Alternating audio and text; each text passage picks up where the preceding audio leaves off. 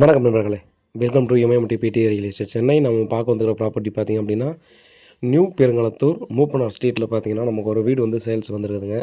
இது வந்து land area ஒரு 1030 ஸ்கொயர் ஃபீட்டு கொஞ்சம் அதிகமாக வந்திருக்கும்.